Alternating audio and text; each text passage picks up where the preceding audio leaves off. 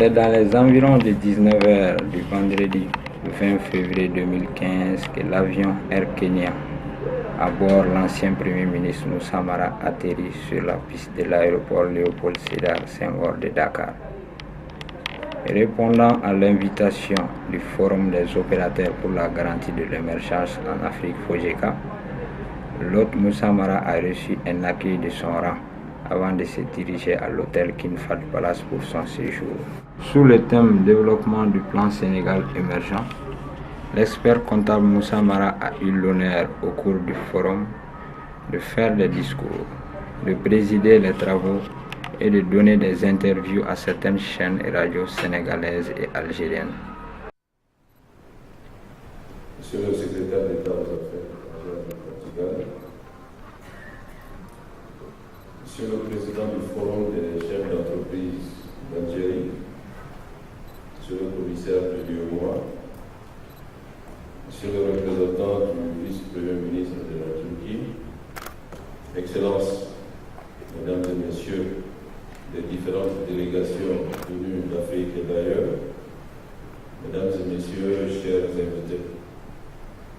Je voulais d'abord, dans un premier temps, remercier sincèrement le FOGECA pour cette heureuse initiative. Je dirais 16 heureuses initiatives, puisque le forum n'est plus à sa première édition depuis quelque temps, de porter cette initiative qui consiste à donner une voix au chapitre au secteur privé.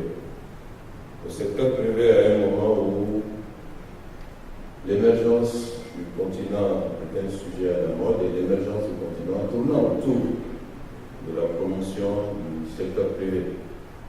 Donner une voix au secteur privé, avoir l'ambition de faire en sorte que le secteur privé puisse converser, se retrouver, échanger et faire en sorte de jouer un rôle dans l'élaboration et la mise en œuvre des politiques publiques, des politiques de développement est une œuvre utile qu'il convient de saluer ici à cette tribune. Et je pense que le FOGECA mérite nos salutations, nos félicitations, mais aussi nos encouragements pour continuer dans cette direction. Le président l'a dit tout à l'heure dans son allocution. Aujourd'hui, le thème de l'émergence est un thème qui est utilisé par plusieurs chefs d'État et par plusieurs pays comme étant un objectif majeur sur le continent. Et cette émergence, je le disais tantôt, est conçue autour de la nécessité de faire du secteur privé le moteur de la création de richesses dans le pays, le moteur de la croissance. Donc, organiser une rencontre pour que le secteur privé puisse imaginer, identifier les voies et moyens lui permettant de savoir en quoi il puisse jouer un rôle dans la mise en œuvre de ces plans d'émergence, je pense, donne tout son sens à cette rencontre de ce jour. Les termes de référence de la rencontre font ressortir la nécessité de regarder les questions de financement des plans d'émergence. Nous l'avons tous dit sous différentes formes. Amener nos pays à avoir des taux de croissance à 2 chiffres nécessite que nous changeons de paradigme, que nous revoyons de fond en comble nos systèmes administratifs et de gouvernance, et que nous fassions en sorte que nos pays soient équipés, de doter de capacités énergiques et de capacités productives à mesure de porter des taux de croissance importants. Cela pose indubitablement la question du financement. Au-delà de la question du financement, il y a la mise en œuvre, l'exécution de grands travaux, la mise en œuvre des réformes structurelles, l'association de la société civile, l'implication du secteur privé sont aussi des questions essentielles que nos leaders politiques et nos autorités doivent pouvoir gérer dans les meilleures conditions. Je pense aussi à l'implication du secteur privé dans l'exécution des activités d'investissement majeurs, dans des projets d'infrastructures majeurs, intéressant à évoquer et je pense que nous aurons l'occasion de traiter aussi ces questions. Mais il y a aussi, il ne faut pas l'oublier, la nécessité que le secteur privé soit impliqué dans le suivi des plans d'émergence, dans le contrôle des activités mises en œuvre et des projets engagés. Et là également, il n'y a pas de doute que le secteur privé peut être des bons rapports pour la mise en œuvre des plans d'émergence et pour garantir que ces plans puissent aboutir à des résultats tangibles.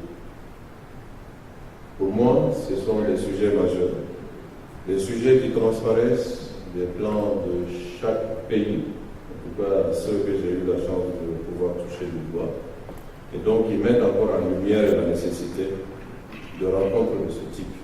Il n'est pas de doute qu'au sortir de la journée d'aujourd'hui, nous aurons des recommandations pertinentes sur comment impliquer le secteur privé, sur quel rôle le secteur privé est appelé à jouer, sur comment trouver les moyens de financement appropriés, originaux, pouvant permettre à nos pays de changer de dimension en termes de planification et d'exécution des programmes de développement.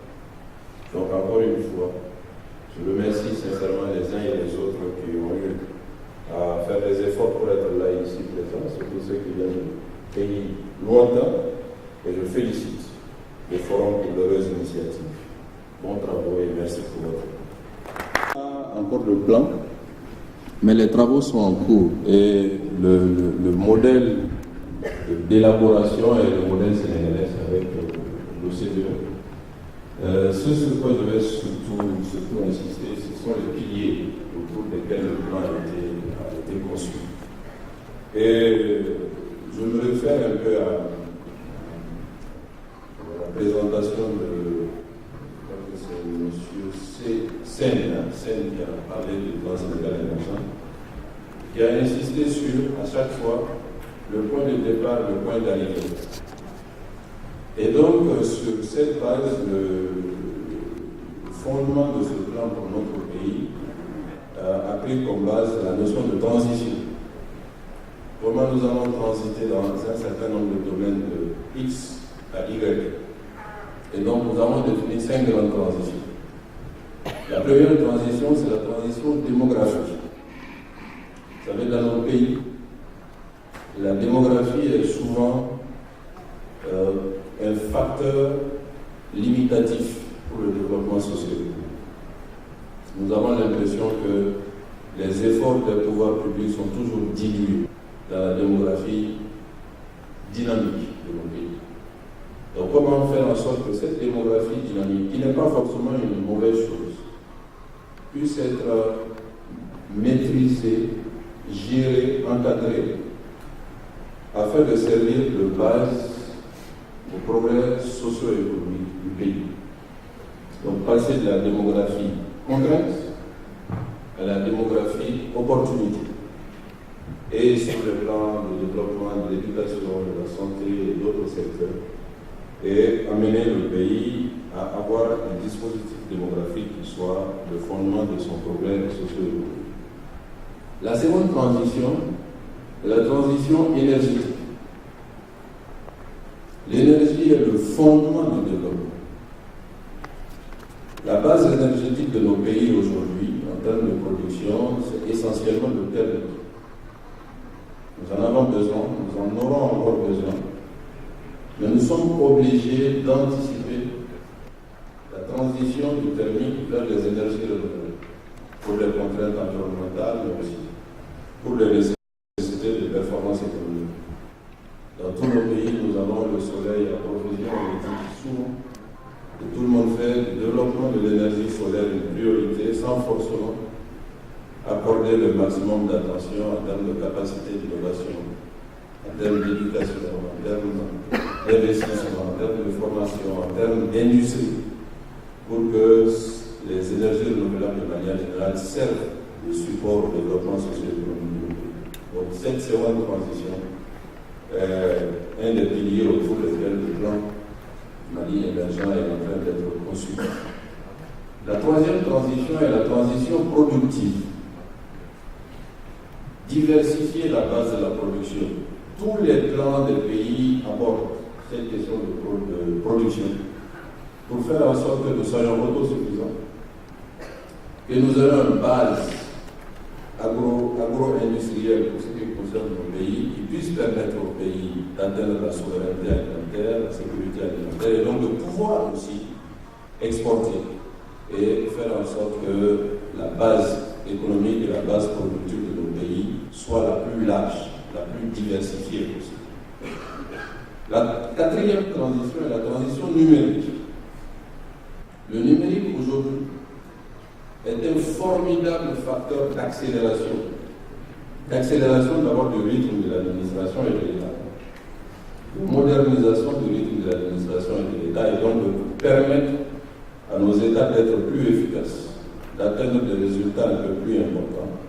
Et le numérique est aussi aujourd'hui progressivement une industrie, une véritable industrie.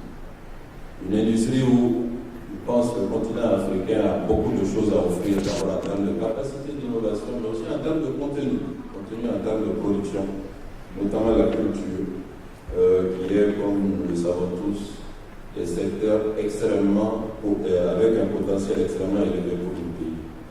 Et la dernière transition, elle va vous étonner, mais c'est la transition démocratique. Nos démocraties ne sont pas vraiment des démocraties sur le continent. Parce qu'il ne peut pas y avoir de démocratie sans citoyens. Et les questions de citoyenneté dans nos pays sont des questions majeures. Un intervenant l'a dit dans sa présentation, tant que les plans de développement, les plans d'émergence de nos pays ne sont pas partagés par les populations, et seront difficilement. On pouvait noter la présence et l'intervention de certains représentants ministériels, institutionnels et diplomatiques. Il s'agit du représentant du ministère de l'économie, des finances et du plan, du ministère en charge du PSE, du professeur Milemfo de l'Afrique du Sud, de la BAD, de la CEDEAO, de la Banque Atlantique, de l'Ecobank, de la Laboriale, de la BSDA, de Tcherno-Bokartal de Saber, du vice-président du Forum des chefs d'entreprise d'Algérie, de Camille Kachama, du groupe KMU, de M. Kaï Massa, du groupe Aleruis, et du secrétaire d'État aux affaires étrangères et de la coopération du Portugal. Un dîner gala met fin au forum, cérémonie au cours de laquelle le président du parti Yelema émerveille le public par un discours avant de remettre des prix à certains grands artistes. Le lendemain du forum, avant son départ, Moussa Mara a reçu la visite du président de FOGECA.